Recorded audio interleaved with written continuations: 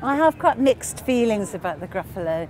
I think before I created him, it would have been my wildest dream to create a character that would sort of enter the folklore, you know, and I used to sneer at people like A.A. Milne who got fed up with being identified with Winnie the Pooh. I thought, well, you know, I'm not going to be like that, but I have to confess to being a bit like that now. I do get a bit, I hate it when people say, I've got your book, and I would say, yes, which book? You know, and because actually the fans, the proper readers, often their favourite book will be, you know, Tyrannosaurus Drip, or it'll be Monkey Puzzle, or one of the others. It's more the journalists who go a bomb on the Gruffalo, and they love headlines like monster success, and you know. But of course, I've got to be nice to the Gruffalo this year because it is his birthday year, so I won't say anything really nasty about him.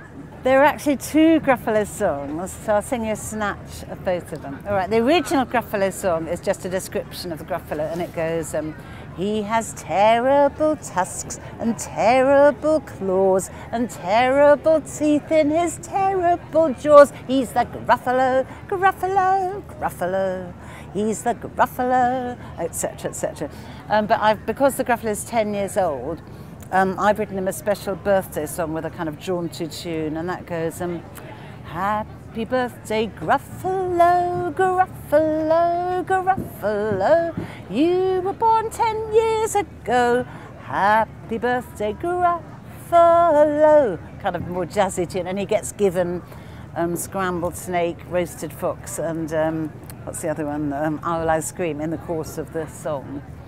People always imagine, the public kind of imagines that an author and an illustrator are sitting there sort of breathing down each other's necks. Actually, you know, Axel's in London, I'm in Glasgow. I dream up an idea.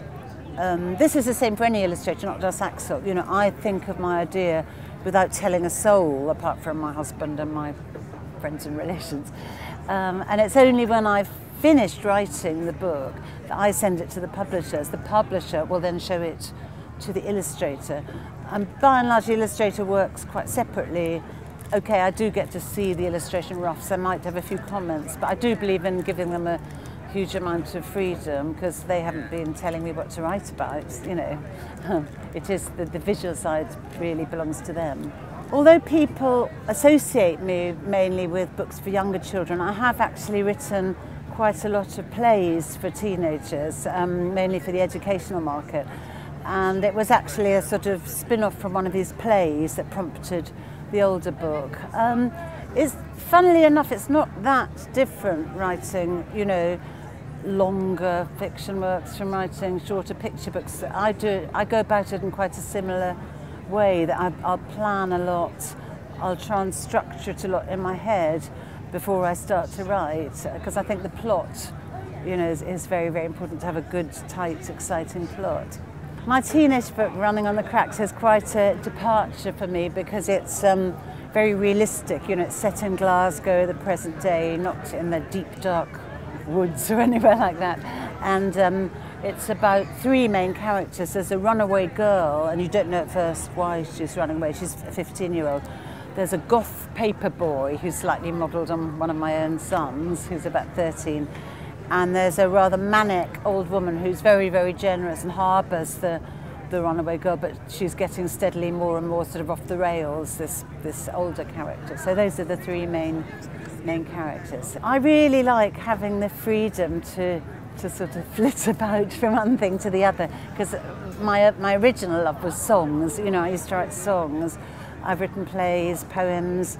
I'm very fortunate actually, because I do realise it's because of the popularity of books like The Snail and the Whale and The Stickman and the Gruffalo, you know, that I'm kind of allowed to experiment. So I do like that freedom.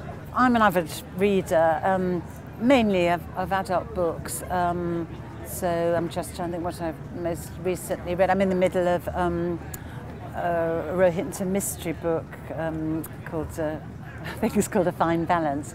But I do like to pepper that with reading children's books and teenage books. I've been doing an event with a really talented writer for teenagers called Jenny Valentine, and I just read her book The Ant Colony, and I found that actually quite inspiring and quite a lot of parallels with it and with my book, Running on the Cracks.